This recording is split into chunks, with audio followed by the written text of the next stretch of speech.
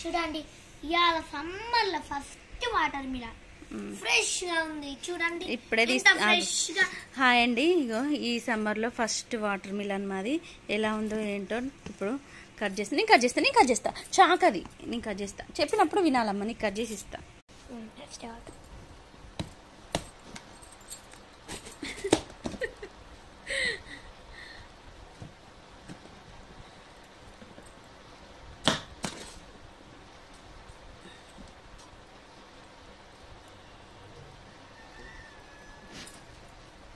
first నేను తింటా